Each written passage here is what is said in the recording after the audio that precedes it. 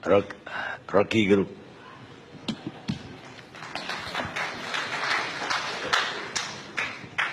Oke, selamat malam, Karni Ilyas. Beliau ini peneliti Perhimpunan Pendidikan Demokrasi. Ya, saya mau berselisih dengan pandangan sebelumnya, terutama yang secara samar-samar pro pada pengendalian narasi melalui kekuatan negara. Sorry, suara saya agak batuk. Jadi sebetulnya kalau kita agak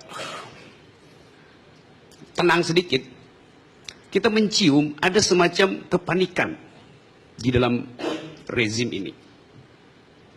Orang panik biasanya ingin cari pegangan apa aja, kayak orang hanyut, dia mau raih apa aja tuh. Kayak itu kaleng bekas, hanyut, batang pohon. Jadi kepanikan menunjukkan ada krisis sebetulnya loh. Itu dulu poinnya. Nah kita nggak tahu soalnya apa, hoax itu apa sebetulnya. Saya kasih contoh cepat-cepat ya. Tadi saya baca sore tadi, Pak Jokowi bilang, jangan membaca Jokowi undercover. Karena buku itu tidak ilmiah. Saya anggap itu hoax. Karena yang ngomong itu adalah presiden. Memberi penilaian pada buku tidak ilmiah. Tentu kita bisa bikin semacam simulasi. Dari mana Pak Jokowi tahu?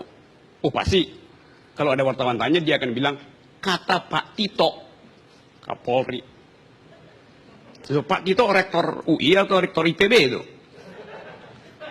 Jadi Anda lihat bahwa bahkan presiden menyebar hoax itu. Dari sudut pandang definisi itu.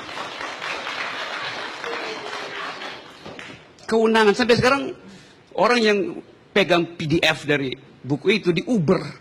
Loh itu buku itu nggak pernah dilarang. Kalau dilarang dasarnya apa? Berbahaya secara ideologis.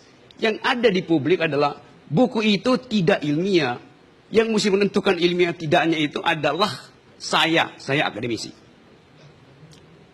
Kampus maksudnya. Tapi buku itu nggak pernah dibicarakan di kampus. Justru dilarang dibicarakan di kampus.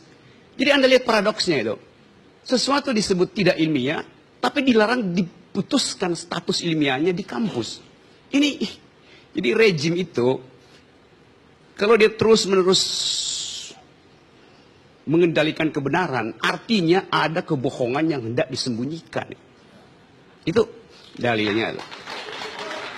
Nah hoax ini Pak Karni betul tadi, hoax ini dari zaman dulu jalan. Saya kasih contoh cepat-cepat. Dulu di Prancis ada seorang pemimpin, menteri, dia itu setiap hari bilang, Prancis nggak ada masalah, kita punya banyak uang. Tapi besoknya dia keliling, majakin rakyat, bahkan pintu rumah yang kelihatan agak mewah dipajakin itu, pajak pintu rumah itu, you bayangin. Jadi dia berbohong terus setiap hari. Saking keselnya orang, rakyat Prancis, si menteri itu kalau digambarkan di media massa, di pers, cuma digambarin hitam putihnya aja tuh. Gak pernah mukanya. Orang kesel jadi dibikin hitam putih. Bentuknya siluet. Nama menterinya Etienne Siluet. Jadi dari nama menteri itu dibuatkan meme yang mengolok-olok. Saya nggak tahu siapa yang akan kita jadikan siluet hari ini nih. Dalam pembicaraan semacam ini. Menteri kah? Atau dia di tingkat lebih di atas lagi tuh. Jadi ini rejim akhirnya berbalik menjadi rejim pengatur kebenaran. Kan itu dalilnya tuh. Karena itu di dalam artikel yang saya tulis, yang kemudian jadi kontroversi, saya bilang bahwa pembuat hoax terbaik adalah penguasa. Karena mereka memiliki seluruh peralatan untuk berbohong. Intelijen dia punya. Data statistik dia punya. Media dia punya. Orang marah, tapi ya itu faktanya. Bahwa hanya pemerintah yang mampu berbohong secara sempurna. Saya nggak ingin dia berbohong, tapi potensially dia bisa lakukan itu. Saya kasih contoh cepat-cepat bagaimana statistik berbohong. Kemarin di dalam debat Pilgub DKI, Pak Ahok bilang begini, saya baca tadi di media. Jakarta, Human Development Index-nya tertinggi se-Indonesia. 2 tahun berturut-turut. Oleh karena itu, dia dapat award 4 kali.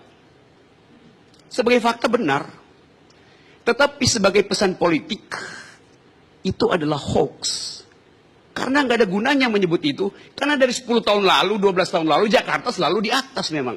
Karena ibu kota dengan APBN 70 triliun. Jadi apa yang berita di situ? Jadi hoax artinya informasinya nol atau lebih kecil dari nol. Itu yang namanya hoax itu. Jadi kebohongan itu ada standarnya. Akibatnya apa sekarang? Seluruh diskursus politik itu diambil alih oleh negara. Diskursus publik diambil alih oleh negara. Nanti ada aturan bahwa yang boleh diucapkan adalah ABCD. Bicara soal SARA nggak boleh, bicara soal LGBT nggak boleh, nonton Jakarta Unfair nggak boleh, baca Jokowi undercover nggak boleh. Jadi apa yang kita sebut sebagai public discourse hilang. Itu pertanda bahwa negara ini menuju totaliter itu. Cuman dalam negara totaliter pikiran, ucapan, karya itu dilarang. Tentu Anda bisa bilang bahwa oh ya ini demi kemaslahatan bangsa, demi etika, demi moral. Pemerintah berbaik hati untuk merawat opini publik. Dulu di zaman Yunani, dalam mitologi Yunani ada seorang raja yang dianggap sebagai raja yang bijaksana. Karena setiap malam dia undang satu warganya tidur di ranjang emasnya. Malam-malam si raja ngintip. Kalau rakyatnya tubuhnya lebih panjang dari ranjang emas si raja, digergaji kakinya. Kalau lebih pendek ditarik supaya fit and proper, pas panjangnya dengan panjang raja tuh. Jadi dia layani publik itu, tetapi dengan ukurannya sendiri. Dan kebenaran semacam itu yang disebut sebagai gejala awal otoritarianisme. Kita nggak ingin hidup dalam keadaan semacam itu. Nah sekarang ada semacam